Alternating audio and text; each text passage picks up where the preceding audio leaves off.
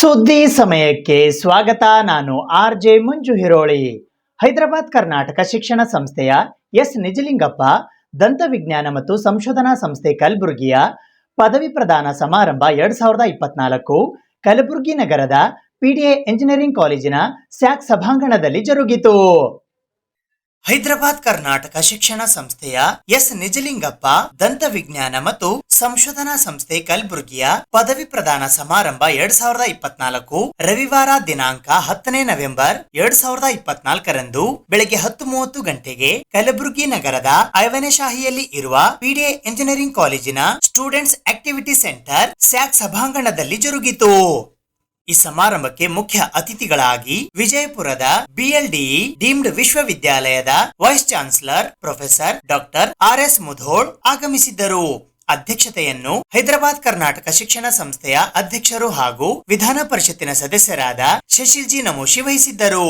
ಗೌರವ ಅತಿಥಿಗಳಾಗಿ ಎಚ್ಕೆ ಸಂಸ್ಥೆಯ ಉಪಾಧ್ಯಕ್ಷರಾದ convener doctor Anil Kumar B Pattan, doctor Kiran A Deshmukh, Nishant G ಏಲಿ ವೇದಿಕೆ ಮೇಲೆ ಉಪಸ್ಥಿತರಿದ್ದರು. ಈ ಸಂದರ್ಭದಲ್ಲಿ ಹೈದರಾಬಾದ್ ಕರ್ನಾಟಕ ಶಿಕ್ಷಣ ಸಂಸ್ಥೆಯ ಆಡಳಿತ ಮಂಡಳಿಯ ಸದಸ್ಯರಾದ Arunkumar M Patil, doctor Sharanabasappa R Harwal ಹಾಗೂ ಡಾಕ್ಟರ್ ಶಿವಾನಂದ ಮೇಳ್ಕುಂದಿ ಸೇರಿದಂತೆ ಪ್ರಾಂಶುಪಾಲರು, ಉಪ ಪ್ರಾಂಶುಪಾಲರು, ಸಿಬ್ಬಂದಿ ವರ್ಗದವರು ಮತ್ತು ವಿದ್ಯಾರ್ಥಿ ವೃಂದದವರು ಉಪಸ್ಥಿತರಿದ್ದರು. Doctor R S. ಮುಧೋಳ್ ಅವರು ಒಟ್ಟು 88 ವಿದ್ಯಾರ್ಥಿಗಳಿಗೆ ಬ್ಯಾಚುಲರ್ ಆಫ್ ಡೆಂಟಲ್ ಸರ್ಜರಿ ಪದವಿ ಪ್ರದಾನ ಮಾಡಿದರು. ಅಲ್ಲದೆ 1 ರಿಂದ ಫೈನಲ್ ಇಯರ್ ವರೆಗಿನ ಬಿಡಿಎಸ್ ನ ಸಬ್ಜೆಕ್ಟ್ ಟಾಪರ್ಸ್ ಗಳಿಗೆ ಮೆಡಲ್ಸ್ ಗಳನ್ನು ಕೂಡ ಅವರು ವಿತರಿಸಿದರು. Over all topper of final year ಮತ್ತು ಬೆಸ್ಟ್ ಔಟ್ ಗೋಯಿಂಗ್ ಸ್ಟೂಡೆಂಟ್ ಆಗಿ ಕೋಮಲ್ ಮಲಿಕ್ ಹೊರಹೊಮ್ಮಿದರು. ಇನ್ನು ಟಾಪರ್ಸ್ ಗಳಾಗಿ ಓರಲ್ ಮೆಡಿಸಿನ್ ಮತ್ತು ರೇಡಿಯಾಲಜಿಯ ಹರ್ಷಿತಾ ಡಿ, ಕೋಮಲ್ ಮಲಿಕ್, ಪಿಐಇಡಿ ಮತ್ತು PREV dentistry Shaheen Fatima, orthodontics Harshita D, periodontology Komal Malik, prosthodontics Komal Malik, Tahmina Sultana, conservative dentistry Patlola Vaishnavi Reddy, oral ಮತ್ತು ಮ್ಯಾಕ್ಸಿಲೋಫೇಶಿಯಲ್ ಸರ್ಜರಿ ಕೋಮಲ್ ಮಲಿಕ್ ಮತ್ತು ಪಬ್ಲಿಕ್ ಹೆಲ್ತ್ ಡೆಂಟಿಸ್ಟ್ರಿಯಾಗಿ ಹರ್ಷಿತಾ ಡಿ ಇವರು ಡಾಕ್ಟರ್ ಆರ್.ಎಸ್. ಮುಧೋಳ್ ಇವರಿಂದ ಪದವಿಗಳನ್ನ ಸ್ವೀಕರಿಸಿದರು.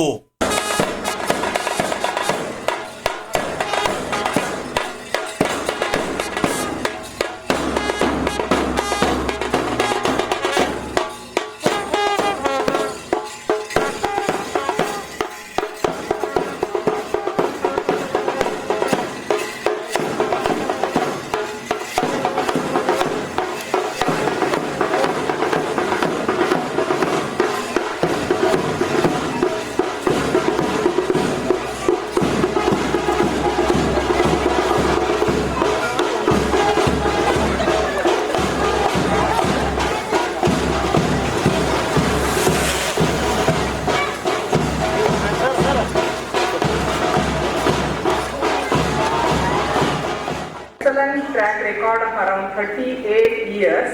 It was started in 86-87 and it is famous for its noble services to the area of this Kalyan, Karnataka, and having a UG intake of 100 and PG courses in 6 specialty of total 26 seats per year, as well as the PhD courses in 5 specialty. And it is imparting a quality education and oral healthcare services to the people of this region. And the result of this last university exam itself is a testimony for it. We have got 94.73% of passing percentage in the post-graduation examination. That is, out of 90 students, 80 students are passed and most of them have passed with the first class. They have secured the first class marks. Then similarly, the UG exams, final year BDS have record percentage of 92.3%, third year BDS have 95.38%, second year BDS has got 84.48% and first BDS has got 71.25%. Overall, there are 91 students who have got first class marks and 7 students are in the distinction in this last undergraduate exam. Coming to the department-wise achievement, almost all 9 specialties of our dental fraternity, the staff and PG students have got many awards for their scientific presentations at national level and some are at the international level also, as well as in the workshop and PG convention. The list is too big to give you the whole detail. I will just read out the names of the students, those who have secured best paper presentation and poster presentation as a first or the second award. And in the Department of Conservative, there are 10 students in the last academic batch, those who have got best paper awards at the national level of their conferences in the specialty of conservative. And the names of those students are Dr. Varlakshmi, Dr. Akanksha Shah, Dr. Prashant Srivastav, Dr. Mariam Habib, Dr. Netra Shrivan, Dr. Kaushik Shabadi, Dr. Samnita Kalimani, and Dr. Nilima Kevi, and Dr. Girish Budwani and Rakshita Shrivan. So all these students are, they have got awards at the national level in their specialty conference and PG conventions. And one more pride moment for the department and even for the college, that every year university will announce the top 10 rank holders of that particular subject among all the dental colleges of Karnataka. And in this department, Conservative department, out of 10 rank holders of the university, 4 students are from our college. Parents. It gives me immense pleasure to participate in this very important graduation ceremony, which is very important in the student's life. I am very much delighted to be with you all as the chief guest of the graduation day of 2024 of Sri Nijalingappa Institute of Dental Science and Research.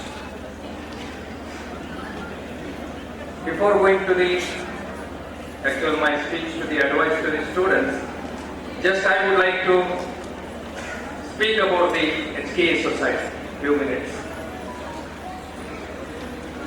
In 1958, I think, HKA Society formed with the intention of giving an education to the people of this part of the Karnataka. You know that northern Karnataka, that to Kalyan Karnataka was very much deprived of the pre-independence or post-independence, if you see, very much deprived of the many things, especially the education and the health and so many other things. All the development, our honorable MLC sir has to agree, most of the development has happened in the southern Karnataka, especially Bangalore, Mandya, Mysore. Because there was a Maharaja, their education was looked after by in Mysore region and Mandya region. And Bangalore was the capital city, some of the education was available to all the people. But these northern Karnataka, especially Bidar, Gulbarga, Bijapur, and up to Belgaum, was a problem way back, if you remember, in the 1910, BLD association took place, but more than 100 years, testimony of giving education. So also the KLE Society. Usual sir was there with me when Dr. Prabhakar Kore's 40 years of the chairmanship we celebrated. More than 100 years, KLE Society has given a very quality education to the, again, northern Karnataka people who are deprived of the education. Later on, BVV Sangha and Ballari Vidyavardhan Sangha, you take and of the late down the south, JSS and Siddhganga Math. All these, if you see, most of these are Lingayat based Swamijis and leaders.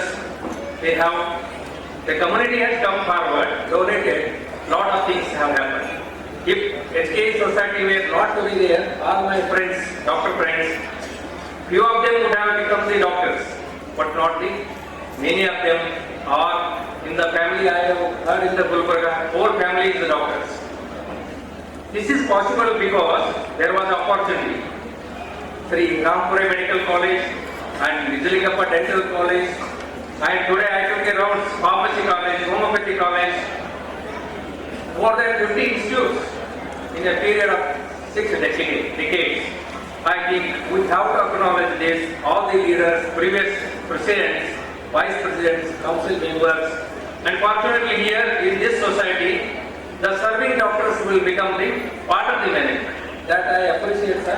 No other, whether Hearing Society, BLD Association, when I became the staff member there, I have to resign and become the staff member. But that is a good opportunity you have given. It may be good also, sometimes I think it is a paradox also. But anyhow, we have to acknowledge the people who have contributed for the general education in general, in particular the professional educations like medical, dental, engineering, homeopathy and allied sciences. Kalaburagi ಜಿಲ್ಲಾ ಕನ್ನಡ ಸಾಹಿತ್ಯ ಪರಿಷತ್ತು ವತಿಯಿಂದ ಇಂದು ಕಲಬುರಗಿ ನಗರದ ಕನ್ನಡ ಭವನದಲ್ಲಿ ಜಿಲ್ಲಾ ಪ್ರಥಮ ಜನಪದ ಸಾಹಿತ್ಯ ಸಮ್ಮೇಳನ ಜರುಗಿತು. ಜಿಲ್ಲಾ ಕನ್ನಡ ಸಾಹಿತ್ಯ ಪರಿಷತ್ತು ಕಲಬುರಗಿಯ ವತಿಯಿಂದ ಜಿಲ್ಲಾ ಪ್ರಥಮ ಜನಪದ ಸಾಹಿತ್ಯ ಸಮ್ಮೇಳನವು ದಿನಾಂಕ 10 ನವೆಂಬರ್ 2024ರಂದು ಕಲಬುರಗಿ ನಗರದ ಕನ್ನಡ ಭವನದಲ್ಲಿ ಜರುಗಿತು. ಇದರ ಅಂಗವಾಗಿ ಮುಂಜಾನೆ 9:30ಕ್ಕೆ ವಿವಿಧ ಕಲಾ ಮೇಳಗಳೊಂದಿಗೆ ಸಮ್ಮೇಳನಾಧ್ಯಕ್ಷರ ಮೆರವಣಿಗೆಯು ಕಲಬುರಗಿ ನಗರದ ಮಿನಿ ವಿಧಾನಸೌಧದಿಂದ ಸರ್ದಾರ್ ವಲ್ಲಭಭಾಯ್ ಪಟೇಲ್ ವೃತ್ತದ ಮಾರ್ಗವಾಗಿ ಕನ್ನಡ ಭವನದವರೆಗೆ ಸಾಗಿ ಬಂದಿತು. ಇದರ ನೇತೃತ್ವವನ್ನು ಕಲಬುರಗಿಯ ಸರಕಾರಿ NPS ನೌಕರರ ಸಂಘದ ಜಿಲ್ಲಾಧ್ಯಕ್ಷರಾದ ಧರ್ಮರಾಜ ಜವಳಿ ವಹಿಸಿದ್ದರು. ಚಾಲನೆ ನೀಡಲು ಪ್ರಸಿದ್ಧ ಮಕ್ಕಳ ಸಾಹಿತಿಗಳಾದ AK ರಾಮೇಶ್ವರ್ ಆಗಮಿಸಿದ್ದರು. ಗೌರವ ಅತಿಥಿಗಳಾಗಿ ತಾಲೂಕಾ ಕನ್ನಡ ಸಾಹಿತ್ಯ ಪರಿಷತ್ತು ಕಲಬುರಗಿಯ ಅಧ್ಯಕ್ಷರಾದ ಗುರುಬಸಪ್ಪ ಸಜ್ಜನ ಶೆಟ್ಟಿ, ಸೇಡಂ ತಾಲೂಕಾ ಅಧ್ಯಕ್ಷರಾದ ಸುಮಾ ಚಿಮ್ಮನಚೋಡ್ಕರ್, ಕಾಳಗಿ ತಾಲೂಕಾ ಅಧ್ಯಕ್ಷರಾದ ಸಂತೋಷ್ ಕುಡಳ್ಳಿ, ಚಿಂಚೋಳಿ ತಾಲೂಕಾ ಅಧ್ಯಕ್ಷರಾದ ಸುರೇಶ್ ದೇಶಪಾಂಡೆ, ಶಹಬಾದ್ ತಾಲೂಕಾ ಅಧ್ಯಕ್ಷರಾದ ಶರಣಬಸಪ್ಪ ಕೋಬಾಳ್, ಚಿತ್ತಾಪುರ ತಾಲೂಕಾ ಅಧ್ಯಕ್ಷರಾದ ವೀರೇಂದ್ರ ಕುಮಾರ್ ಕೊಲ್ಲೂರ್, ಜೇವರ್ಗಿ ತಾಲೂಕಾ ಅಧ್ಯಕ್ಷರಾದ SK ಬಿರಾದಾರ್, ಆಳಂದ ತಾಲೂಕಾ ಅಧ್ಯಕ್ಷರಾದ ಹನುಮಂತ ಶೇರಿ, ಯಡ್ರಾಮಿ ತಾಲೂಕಾ ಅಧ್ಯಕ್ಷರಾದ ನಾಗಪ್ಪ ಸಜ್ಜನ್, ಅಫ್ಜಲ್ಪುರ ತಾಲೂಕಾ ಅಧ್ಯಕ್ಷರಾದ ಪ್ರಭು ಪೂಜಾರಿ, ಕಮಲಾಪುರ ತಾಲೂಕಾ ಅಧ್ಯಕ್ಷರಾದ ಸುರೇಶ್ ಲಿಂಗಟಿ, ಕಲಬುರಗಿ ದಕ್ಷಿಣ ವಲಯದ ಅಧ್ಯಕ್ಷರಾದ ಶ್ಯಾಮಸುಂದರ ಕುಲಕರ್ಣಿ, ಕಲಬುರಗಿ ಉತ್ತರ ವಲಯದ ಅಧ್ಯಕ್ಷರಾದ ಪ್ರಭುಲಿಂಗ ಮೂಲಿಗೆ ಆಗಮಿಸಿದ್ದರು. ಸಂಗೀತ ಕಲಾವಿದ ಶ್ರೀ ಭಗವಂತಪ್ಪ ಹೂಗಾರ್ ದೇಸಾಯಿ ಕಲ್ಲೂರ್ ವೇದಿಕೆಯಲ್ಲಿ ಮುಂಜಾನೆ 10:45ಕ್ಕೆ ಜರುಗಿದ ಉದ್ಘಾಟನಾ ಸಮಾರಂಭದಲ್ಲಿ ಉದ್ಘಾಟಕರಾಗಿ ಹಾವೇರಿಯ ಕರ್ನಾಟಕ ಜಾನಪದ ವಿಶ್ವವಿದ್ಯಾಲಯದ ಕುಲಪತಿಗಳಾದ ಡಾಕ್ಟರ್ TM ಭಾಸ್ಕರ್ ಆಗಮಿಸಿದ್ದರು. ಆಶಯ ನುಡಿಗಳನ್ನಾಡಲು ಕಲಬುರಗಿ ಜಿಲ್ಲಾ ಕನ್ನಡ ಸಾಹಿತ್ಯ ಪರಿಷತ್ತಿನ ಅಧ್ಯಕ್ಷರಾದ ವಿಜಯ್ ಕುಮಾರ್ ಪಾಟೀಲ್ ತೇಗಲತಿಪ್ಪಿ ಆಗಮಿಸಿದ್ದರು. ಸಮ್ಮೇಳನಾಧ್ಯಕ್ಷರಾಗಿ ಹಿರಿಯ ಸಾಹಿತಿಗಳಾದ ಪ್ರೊಫೆಸರ್ ಶೋಭಾದೇವಿ ಚಿಕ್ಕಿ ಆಗಮಿಸಿದ್ದರು. ಮುಖ್ಯ ಅತಿಥಿಗಳಾಗಿ ಕನ್ನಡ ಜಾನಪದ ಪರಿಷತ್ತು ಬೆಂಗಳೂರಿನ ರಾಜ್ಯ ಕಾರ್ಯಾಧ್ಯಕ್ಷರಾದ ಡಾಕ್ಟರ್ S ಬಾಲಾಜಿ, ಪ್ರಸಿದ್ಧ ಜನಪದ ಸಾಹಿತಿಗಳು ಹಾಗೂ CCB ವಿಭಾಗ ಬೆಂಗಳೂರಿನ ಪೊಲೀಸ್ ಆರಕ್ಷಕ ನಿರೀಕ್ಷಕರಾದ ಜ್ಯೋತಿರ್ಲಿಂಗ ಹೊನಕಟ್ಟಿ ಆಗಮಿಸಿದ್ದರು. ಇದೇ ವೇಳೆ doctor BS police Patil, doctor Swamirao Kulkarni, doctor Hanumantharao B Doddamani, Baburao Jamadar, doctor Sharadadevi Jadhav, doctor Surendra Kumar Keramagi, doctor Sangeeta Hiremath ಇವರಿಗೆ ವಿಶೇಷವಾಗಿ ಸತ್ಕರಿಸಲಾಯಿತು. ಮುಂಜಾನೆ 12:15ಕ್ಕೆ ಜರುಗಿದ ಚಿಂತನಾಗೋಷ್ಠಿಯ ಅಧ್ಯಕ್ಷತೆಯನ್ನು ಡಾಕ್ಟರ್ SS ಪಾಟೀಲ್ ಮಂದರ್ವಾಡ್ ವಹಿಸಿದ್ದರು. ಆಶಯ ನುಡಿಗಳನ್ನಾಡಲು CS ಮಾಲಿ ಪಾಟೀಲ್ ಆಗಮಿಸಿದ್ದರು. ಜನಪದ ಸಾಹಿತ್ಯದ ತತ್ವ ಸತ್ವ ಮಹತ್ವದ ಕುರಿತು ಮಾತನಾಡಲು ಡಾಕ್ಟರ್ ರಾಜೇಂದ್ರ ಯರ್ನಾಳೆ, ಜಿಲ್ಲೆಯ ಜನಪದ ಸಾಹಿತ್ಯದ ವೈವಿಧ್ಯತೆ ಕುರಿತು ಡಾಕ್ಟರ್ ಚಿತ್ಕಳಾ ಮಠಪತಿ ಹಾಗೂ ಸಮ್ಮೇಳನಾಧ್ಯಕ್ಷರ ಬದುಕು ಬರಹದ ಕುರಿತು ಡಾಕ್ಟರ್ ಸುರೇಶ್ ಜಾಧವ್ ಮಾತನಾಡಿದರು.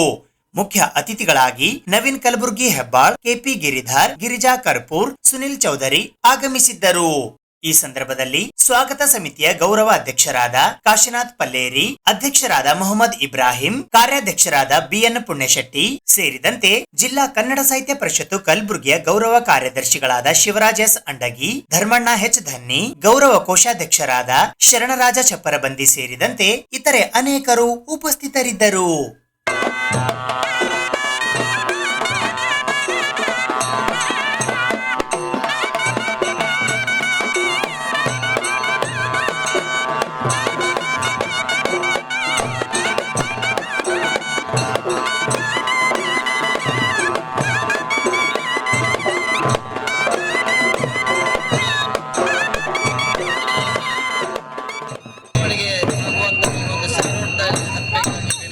ಒಂದು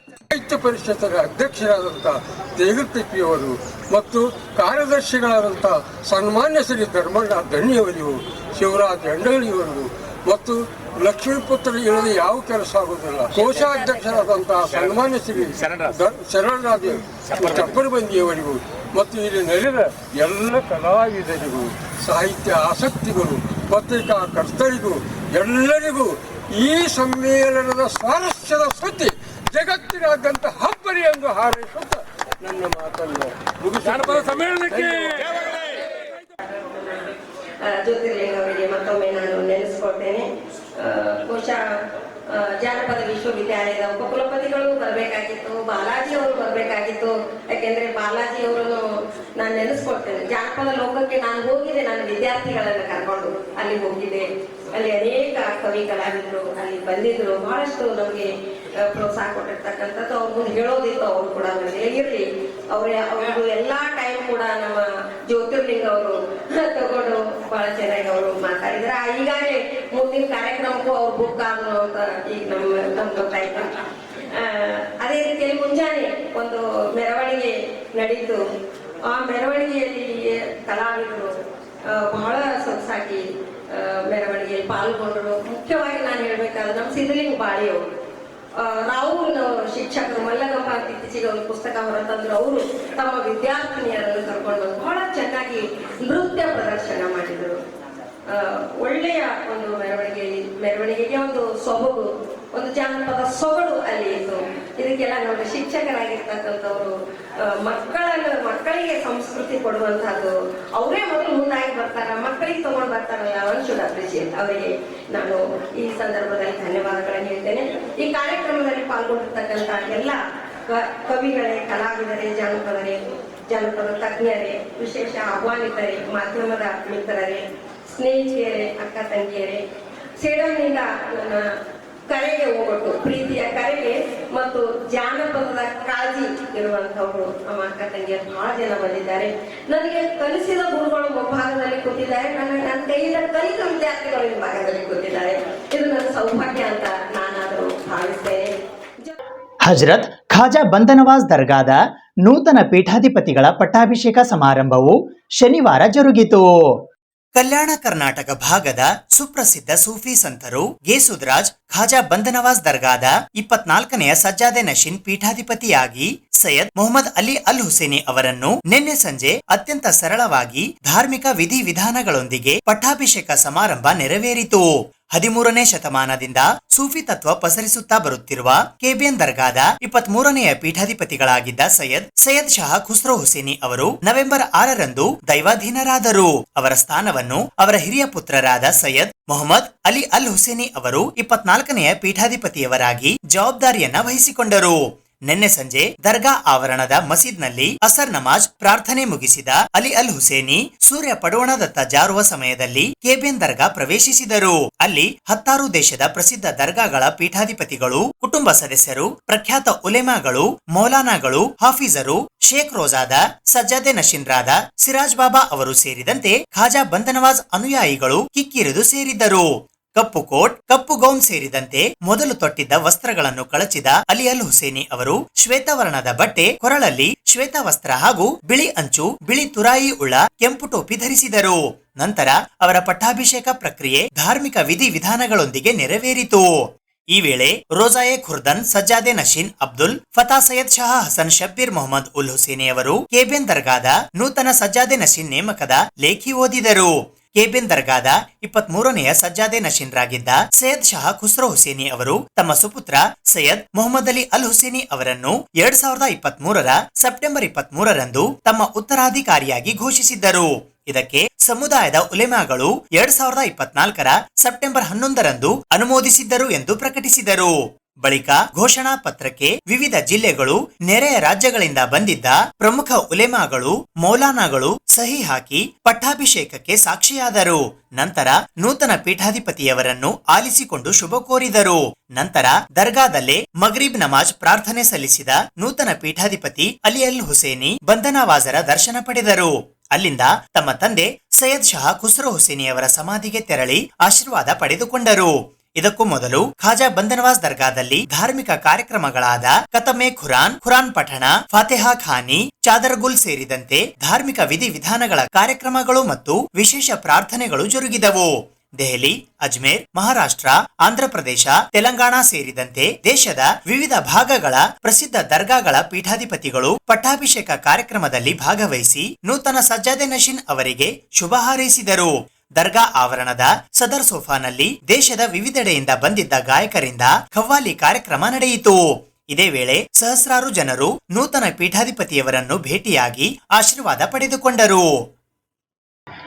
ನಟ ಅನಂತ್ನಾಗ್ ಅವರ 50 ವರ್ಷಗಳ ಚಲನಚಿತ್ರರಂಗದ ಕೊಡುಗೆಯ ಹಿನ್ನೆಲೆಯಲ್ಲಿ ಅಖಿಲ ಕರ್ನಾಟಕ ಬ್ರಾಹ್ಮಣ ಮಹಾಸಭಾ ಕಲಬುರಗಿಯ ವತಿಯಿಂದ ಕಲಬುರಗಿ ನಗರದ ಸರ್ದಾರ್ ವಲ್ಲಭಭಾಯ್ ಪಟೇಲ್ ವೃತ್ತದಲ್ಲಿ ಇರುವ ಮರಾಠ ಸಾಹಿತ್ಯ ಸಭಾಭವನದಲ್ಲಿ ಗಾನಗುಚ್ಛ ಕಾರ್ಯಕ್ರಮ ಏರ್ಪಡಿಸಲಾಗಿತ್ತು. ನಟ ಅನಂತ್ನಾಗ್ ಅವರು ಚಲನಚಿತ್ರ ರಂಗಕ್ಕೆ 50 ವರ್ಷಗಳ ಕೊಡುಗೆ ನೀಡಿರುವ ಹಿನ್ನೆಲೆಯಲ್ಲಿ ಅಖಿಲ ಕರ್ನಾಟಕ ಬ್ರಾಹ್ಮಣ ಮಹಾಸಭಾ ಕಲಬುರಗಿ ವಲಯ ಕಲಬುರಗಿಯ ವತಿಯಿಂದ ಶನಿವಾರ ಸಂಜೆ ಕಲಬುರಗಿ ನಗರದ ಸರ್ದಾರ್ ವಲ್ಲಭಭಾಯ್ ಪಟೇಲ್ ವೃತ್ತದಲ್ಲಿ ಇರುವ ಮರಾಠಿ ಸಾಹಿತ್ಯ ಮಂಡಳಿಯ ಸಭಾಂಗಣದಲ್ಲಿ ಮನವ ಕಾಡುವ ರೂಪಸಿಯ ಶೀರ್ಷಿಕೆಯ ಗಾನಗುಚ್ಛ ಕಾರ್ಯಕ್ರಮ ಹಮ್ಮಿಕೊಳ್ಳಲಾಗಿತ್ತು.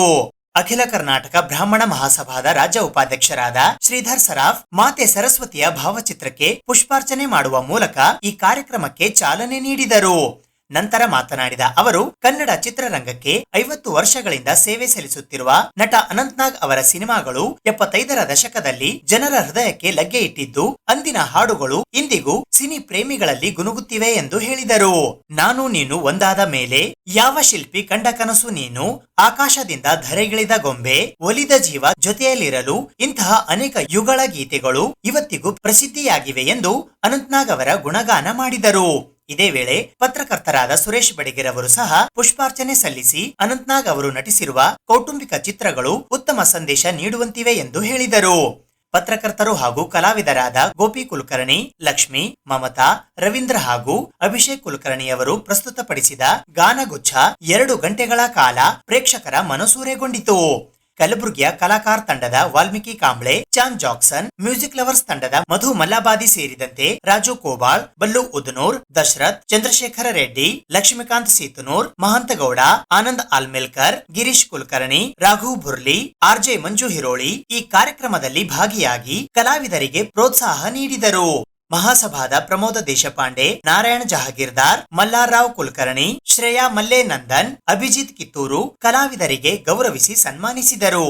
ಆಕಾಶವಾಣಿ ಕಲಾವಿದೆ ನೀರಜಾ ಕಾರಟಗಿ ಕಾರ್ಯಕ್ರಮದ ನಿರೂಪಣೆ, ಪ್ರಮೋದ್ ವಂದನಾರ್ಪಣೆ ಮಾಡಿದರು.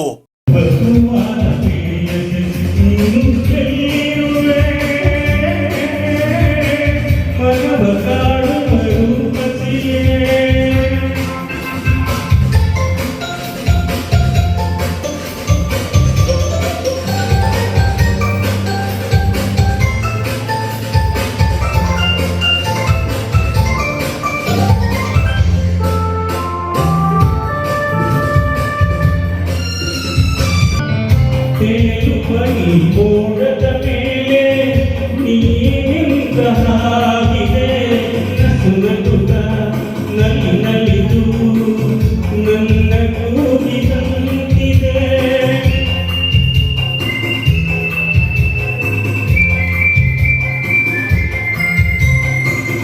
ಸೇರುವ ಆಗಸದಲ್ಲಿ ಎಂದು ಹೇಳಿದಂತಿದೆ.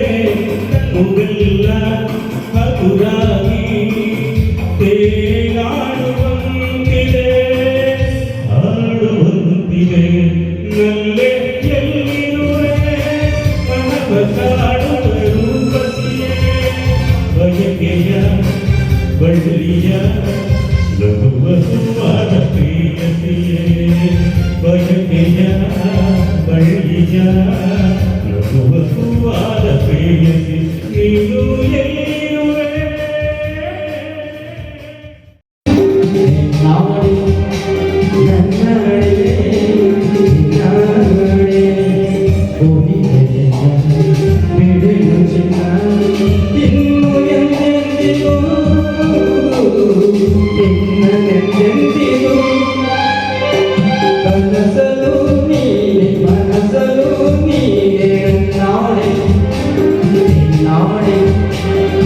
ನಾಡಿ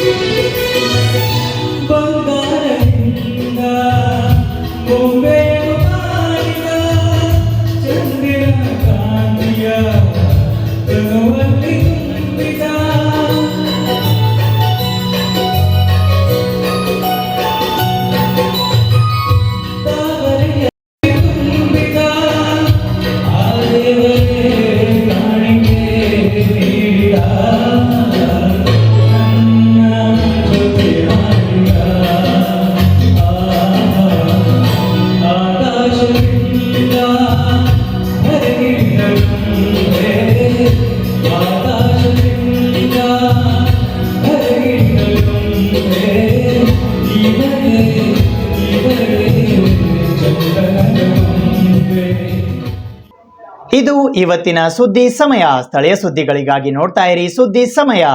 ನಿಮ್ಮ ನೆಚ್ಚಿನ ಸುದ್ದಿ ಸಮಯವನ್ನು ಡೆನ್ ಸೆಟಾಪ್ ಬಾಕ್ಸ್ನ ಚಾನೆಲ್ ಸಂಖ್ಯೆ 746ರಲ್ಲಿ ಪ್ರತಿದಿನ ರಾತ್ರಿ 9 ಗಂಟೆಗೆ, ಮರುಪ್ರಸಾರ ರಾತ್ರಿ 10 ಗಂಟೆಗೆ ಮತ್ತು ಮರುದಿನ ಬೆಳಿಗ್ಗೆ 8 ಗಂಟೆ ಮತ್ತು 9 ಗಂಟೆಗೆ ವೀಕ್ಷಿಸಬಹುದು.